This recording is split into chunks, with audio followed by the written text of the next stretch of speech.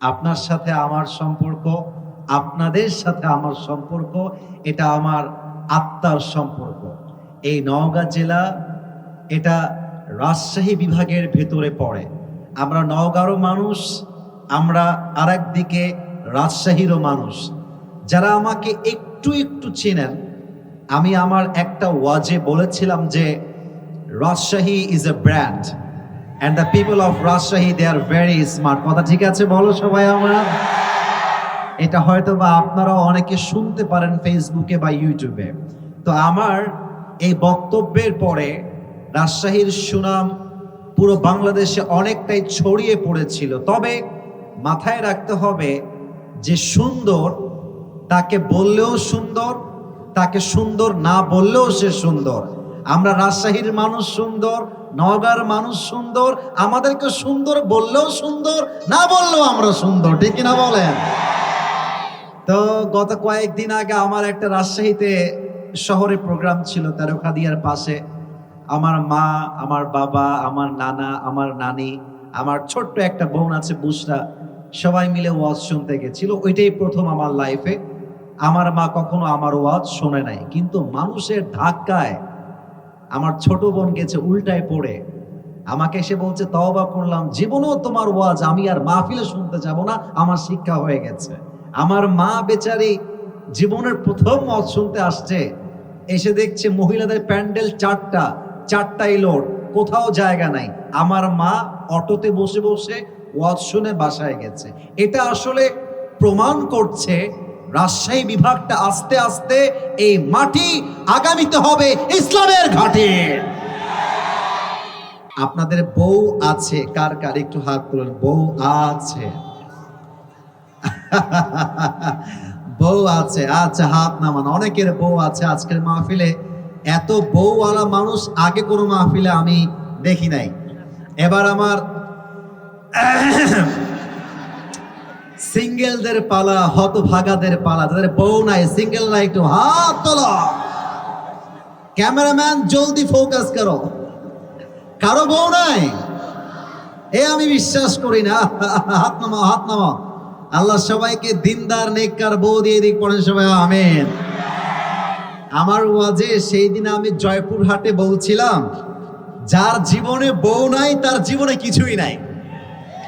আর শীতকালে আমাদের যুবকদের শীত দূর হবে কম্বল দিয়ে নয়, ল্যাব দিয়ে নয়, একমাত্র বউ দিয়ে শীত দূর হবে।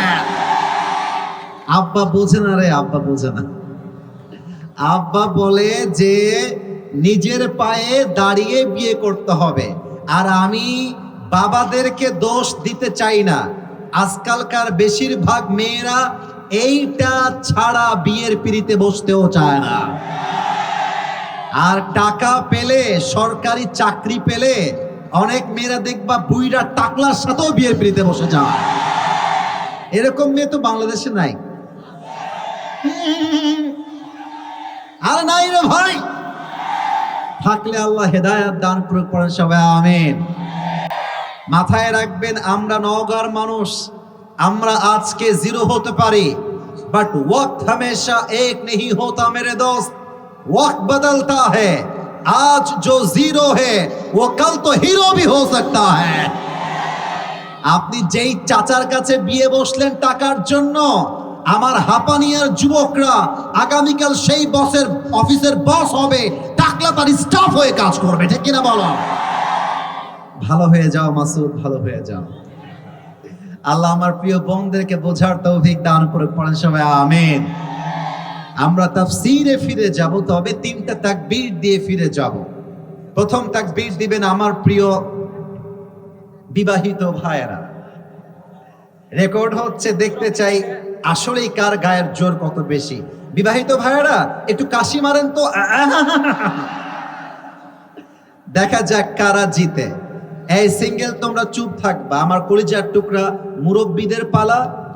এই মুরব্বী আব্বা যান, মুরব্বী আব্বা যান, আপনার চেহারা আমার জন্য বড্ড মায়ার চেহারা। আমি আমার দাদাকে ছবিতেও দেখি নাই, চেহারা দেখবো তো দূরের কথা, ছবিটাও নাই।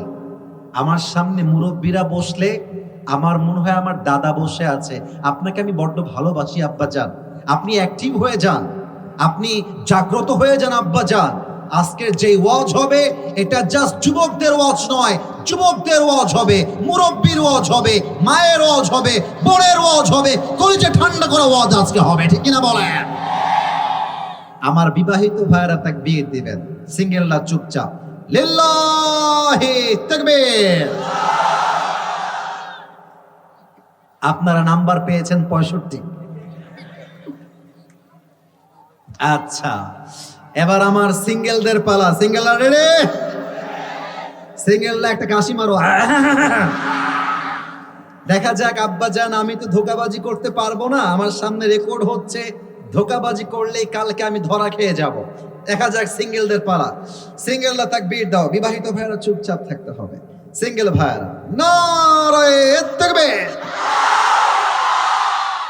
বিবাহিত ভাইয়েরা আমাকে মাফ করে দিবেন একটুর জন্য।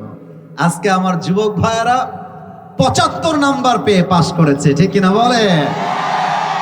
আচ্ছা, আর কোনো ভাগাভাগি নেই হাঁপানিয়ার ভাইয়েরা, এবার সবাই মিলে তাকবীর দিব, তবে একটা কাশি দিবেন এমন জোরে আমি সহ, সভাপতি সাহেব সহ, আমার ভাইয়েরা সহ কাশির ঠেলায় স্টেজ ভেঙে নিচে পড়ে যাব। দেখা যাক গায়ে জোর আছে কিনা। নারায়ে তাকবীর। আল কোরআনের আলো, আল হাদিসের আলো, কোরআন হাদিস যেখানে, আলেম ওলামা যেখানে, হাঁপানিয়াবাসী যেখানে, আল্লাহ যেন কবুল করে। পড়েন সবাই আমিন। কেউ যদি তাফসিরের মাঝে উঠে যায় সে বউ পাবে না, আর বউ থাকলে বউটাও পালিয়ে যাবে। কথা ভুল বললাম না ঠিক বললাম বলেন? এটা আমার দাবি, এটা হবে তা না, এটা আমার দাবি করলাম যে আপনারা আজকে এসেছেন, আমি চাই আজকের মাহফিলটা আজকে শেষ হবে তা নয়, বরং নওগাঁর হাঁপানিয়ার মাহফিলটা আগামীকাল পুরো বাংলাদেশে একটা ঐতিহাসিক মাহফিল হয়ে থেকে যাবে, ঠিক কিনা বলেন? আমি আমার ভূমিকার কথা আর লম্বা করতে চাই না, আমি আমার তাফসিরে কাম ব্যাক করতে চাই। আজকে আমরা যেই সূরার থেকে তাফসির শুনবো, সূরাটার নাম সূরাতুল বাকারা। দেখা যাক নওগাঁর ভাইদের সাউন্ড কি আগের মতো আছে না নাই। সূরাতুল, ভেরি অ্যামেজিং ভাইব, মাশাআল্লাহ। আরেকবার সূরাতুল, সূরা বাকারার সর্বশেষ আয়াত তথা কত নাম্বার আয়াত কে বলতে পারে দেখি তো? 286, রাইট আনসার। আরেকবার 286, বলেন সবাই 200। এটা কি প্রথম আয়াত না শেষ আয়াত? আমি জাস্ট তেলাওয়াত করব, তারপরে ইনশাআল্লাহ তরজমার সাথে তাফসীর শুরু হবে। সবাইকে বলবো কানটা খাড়া করবেন, সাথে অন্তরটাও অ্যাক্টিভ করবেন। আউযু বিল্লাহি মিনাশ শাইতানির রাজীম। লা ইউকাল্লিফুল্লাহু নাফসান ইল্লা উসআহা। আল্লাহ তাআলা বলছেন, কখনো আমি আমার বান্দাকে তার সাধ্যের বাহিরে কোনো বোঝা চাপিয়ে দেই না। আমার বান্দা যেই কষ্টে এখন আছে, তার কষ্ট দেওয়ার আগে তাকে আমি এই পরিমাণ শক্তি দিয়েছি, সে সেই কষ্টকে যে কোনো মুহূর্তে যে কোনো ভাবেই সহ্য করতে পারবে, সেই ক্ষমতা আমি আল্লাহ আগেই দিয়েছি। সুবহানাল্লাহ পড়বেন না আপনারা সবাই? Allah subhanahu wa ta'ala doesn't test anybody beyond their strength. আল্লাহ কাউকে তার ক্ষমতার বাহিরে পরীক্ষা নেয় না। আচ্ছা, আমার দিকে তাকান তো সবাই।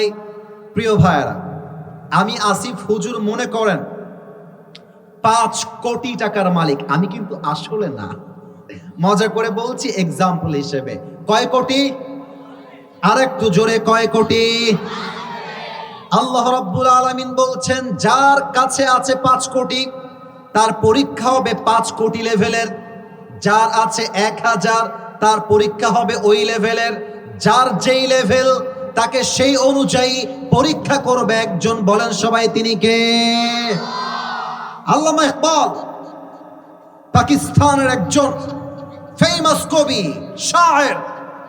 তিনি এক অসাধারণ 8 লাইনের একটা উর্দু কবিতা লিখেছেন। আমি জাস্ট সেই কবিতাটা অ্যাড করতে চাই। আমার নওগাঁবাসী, আমার বাংলা কথা কি বোঝা যায় নাকি যায় না? বামে আওয়াজ আসে নাই, যায় নাকি যায় না? আল্লামা ইকবাল লিখেছেন, अल्लाह कभी ऐसा बोझ नहीं डालता जो तुमसे संभाला ना जाए, तुम्हें बस टूटना नहीं है क्योंकि तुम्हारी रब को तुम्हारी ताकत पर पूरा यकीन है। कभी तन्हा लगे तो याद रखना कि रब तुम्हारे करीब है और हर रात के बाद दिन की रोशनी जरूर आती है। बस सबर का दामन थाम के रखो, यही तुम्हारी सबसे बड़ी ताकत है। और याद रखो जो आज टूटा है वो कल तुम्हारे लिए रहमत का वजह जरूर बनेगा। ठीक ना बोले? উনি বলছেন আল্লাহ কখনো বান্দাকে তার সাধ্যের বাহিরে বোঝা চাপায় দেন না, সাধ্যের বাহিরে কষ্ট দেন না। বান্দা যেই কষ্ট সহ্য করতে পারবে, যেই পরীক্ষা ফেস করতে পারবে, সেই পরীক্ষা দেয় একজন, তিনি কে? এই মাইক ম্যান, তোমার সাউন্ড বাজে কেন এরকম? রিভার্ব দিচ্ছে বেশি। ক্লিয়ার ছিল আগে, এটাকে এমনই রাখতে দাও।